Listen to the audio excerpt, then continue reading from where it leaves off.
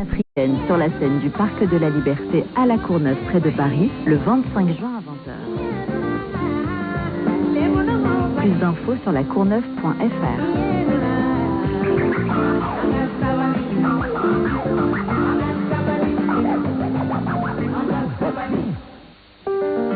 Demain sur RFI, de vive voix, Pascal Paradon. Une petite fille de 7 ans, la solitude, une mère possessive, intrusive, une violence larvée, la copine de classe.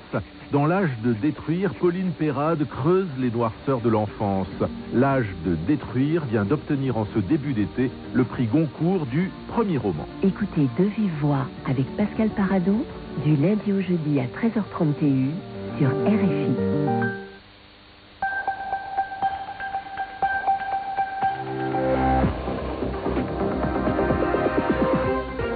Bienvenue sur RFI, si vous nous rejoignez, il est 23h à Paris, 21h en temps universel.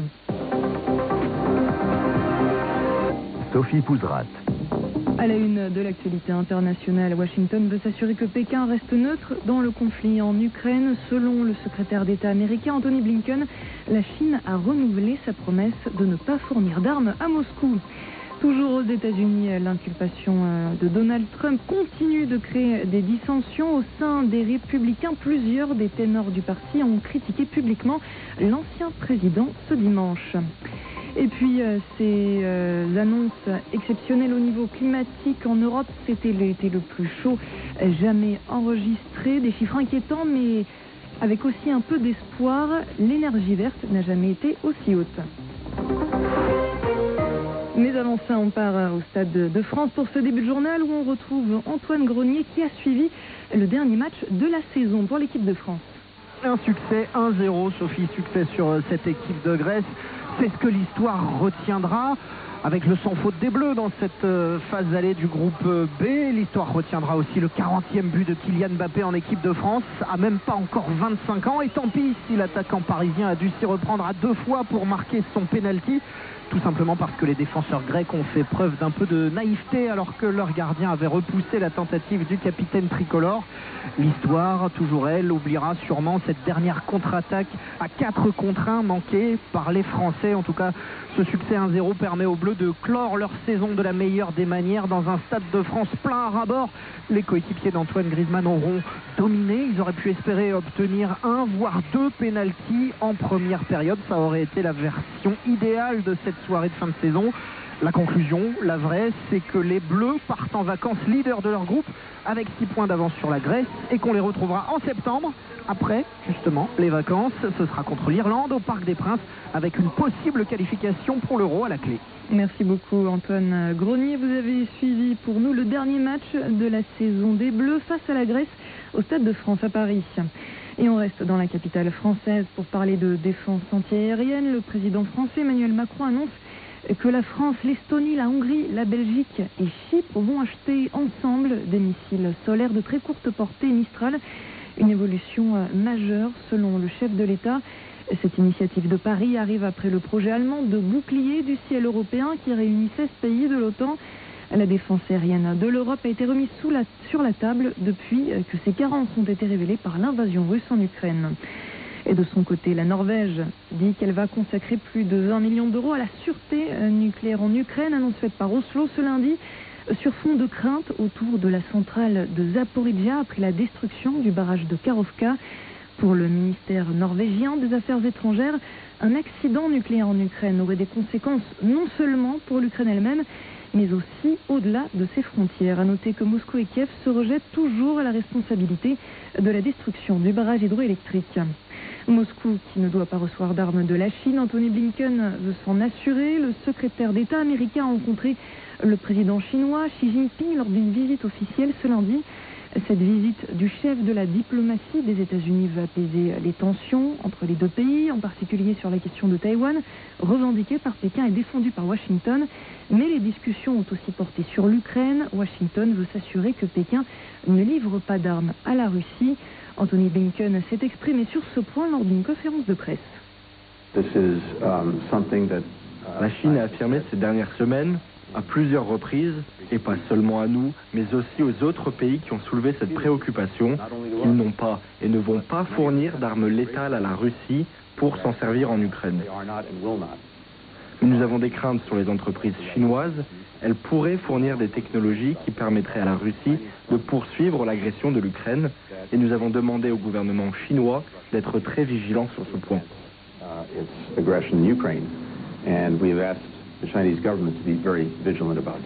Le secrétaire d'État américain Anthony Blinken. Toujours dans l'actualité américaine, la moitié des électeurs républicains estiment que Donald Trump n'a rien fait de mal, alors que l'ancien président a été inculpé la semaine dernière pour avoir mis la sécurité du pays en péril. Il aurait conservé des documents confidentiels, une inculpation fédérale inédite dans l'histoire du pays. Mais seuls 13% des électeurs républicains estiment qu'il a fait quelque chose d'illégal. Pourtant, du côté des ténors du parti, le ton est plus mitigé. Plusieurs d'entre eux ont critiqué publiquement Donald Trump ce dimanche. Les explications de notre correspondante à New York, Carrie Newton. D'habitude, les républicains au Congrès défendent Donald Trump vent debout dans les affaires dans lesquelles il comparaît. Et la semaine dernière encore, ils étaient nombreux à ne pas oser le critiquer après son inculpation historique. Mais hier, plusieurs ténors ont pris leur distance. Son ancien ministre de la Défense, Mark Esper, déjà, s'est dit soucieux si les allégations retenues contre le 45e président étaient vraies et préjudiciables pour le pays.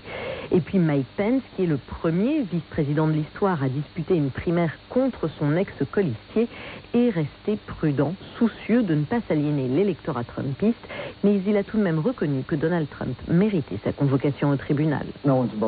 Personne n'est au-dessus des lois. Les accusations consignées dans l'inculpation sont sérieuses et je ne peux pas le défendre. Mais l'ancien président mérite d'être entendu au tribunal.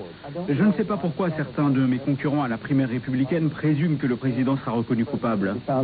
Enfin, une autre candidate républicaine, l'ex-gouverneur de l'Arkansas, Asa Hutchinson, estime que Donald Trump devrait carrément abandonner la course à la Maison-Blanche, car les fonctions d'un commandeur en chef ne sont pas compatibles avec quelqu'un qui néglige la sécurité de l'État. Carrie Newton, New York, RFI. Après l'attaque contre un lycée de l'ouest de l'Ouganda qui a fait 42 morts, la police annonce l'arrestation de 20 collaborateurs présumés des rebelles ADF.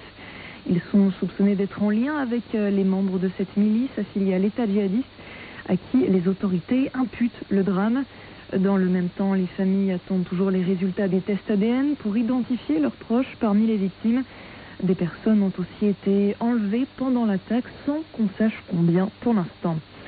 Dans l'actualité africaine également, 1,5 milliard de dollars pour aider le Soudan, c'est le montant promis par la communauté internationale. Une somme qui reste insuffisante selon les agences humanitaires dans un pays où 25 millions de personnes dépendent de l'aide humanitaire pour survivre. Depuis le début des affrontements entre deux généraux rivaux, en avril dernier, plus de 2,5 millions de personnes ont dû fuir. Et selon l'ONU, le Soudan sombre dans la destruction et la violence à une vitesse sans précédent. Les Nations Unies qui protègent la haute mer, les États membres ont signé un traité historique ce lundi, le premier pour protéger les zones de haute mer qui ne sont sous la juridiction d'aucun État. Elles représentent près de la moitié de la planète, plus de 60% des océans.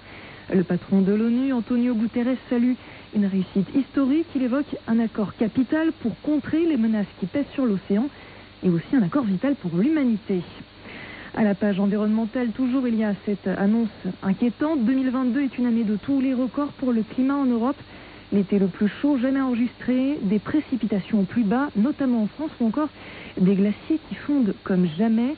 Le dernier rapport de l'OMM, l'Organisation météorologique mondiale, n'invite pas à l'optimisme, sauf que les énergies renouvelables atteignent elles aussi des niveaux records. Et c'est peut-être le signe d'une prise de conscience, Jérémy Lanche. En 2022, l'Europe a plus produit d'électricité à partir de solaire et d'éolien combinés qu'à partir de pétrole et même de charbon. Et ce, malgré un regain pour cette énergie dans le sillage de la guerre en Ukraine. Plus de solaire et d'éolien que de fossiles, c'est une première sur le continent. Et il était temps, dit en substance l'Organisation météorologique mondiale, d'autant que le rayonnement solaire a atteint des proportions jamais vues depuis 40 ans en Europe. Alors autant l'utiliser. Mais beaucoup reste à faire pour l'UE qui s'est engagé à quasiment doubler la proportion de l'énergie renouvelable d'ici 2030. Et le temps presse sur un continent qui se réchauffe 2 fois plus vite que le reste du globe. En 2022, la température moyenne en Europe était 2,3 degrés plus chaude qu'avant l'ère pré-industrielle. Les événements extrêmes comme les inondations et les sécheresses ont touché 156 000 Européens.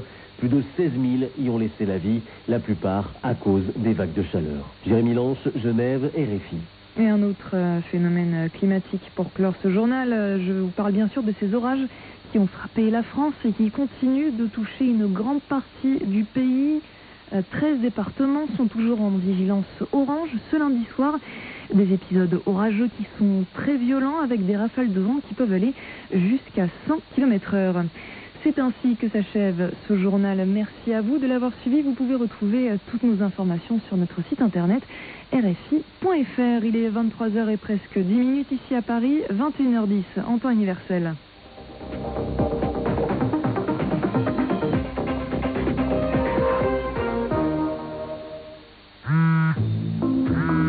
Allô, j'écoute. Bonjour coach. Bonjour. Je suis sur le point de pirater un film. Ah, J'avais craqué. Aidez-moi. oui, bien sûr. Alors, surtout, Parce qu'on n'a pas besoin d'un coach pour tout dans la vie. Merci à vous qui soutenez la création en regardant légalement vos films et vos séries. Un message du CNC et de l'ARCOM. RFI, Radio France Internationale.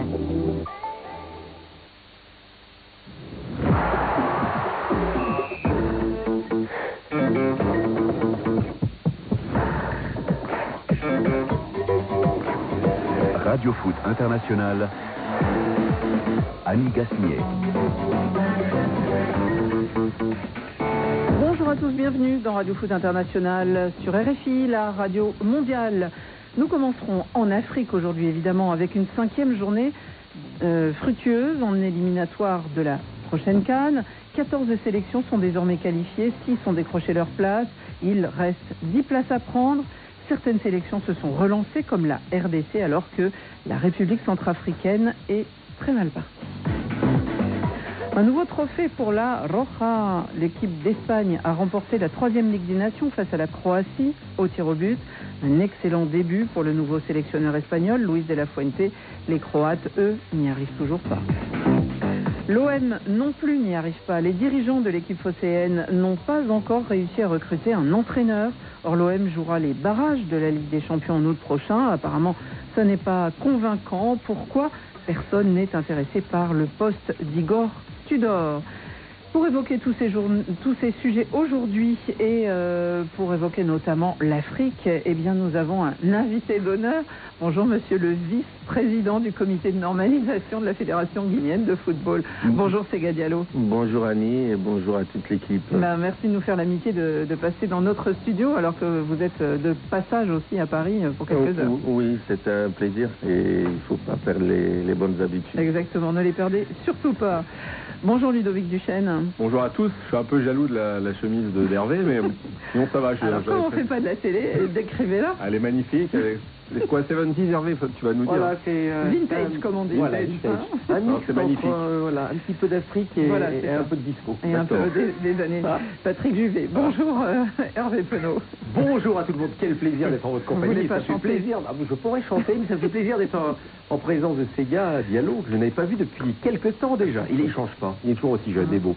On l'a pas revu depuis la Cannes, mais voilà, comme quoi il y a des bonnes choses. Bonjour Patrick Juillard. Bonjour Annie, bonjour à toutes et à tous. Nous allons continuer l'émission préparée avec David Finzel et Laurent Salerno. Radio Foot, c'est parti.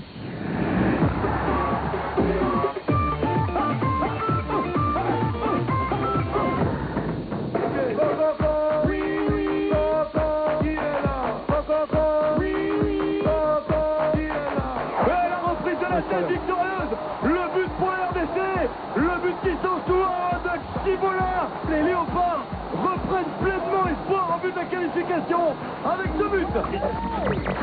Piston Mayele. Oh là là là là. But exceptionnel de l'homme en forme. 2-0. Les Congolais sont en train de réussir le coup parfait. La liste des qualifiés s'allonge en vue de la CAN 2024. 6 équipes ont gagné leur passeport pour la Côte d'Ivoire après la 5e journée.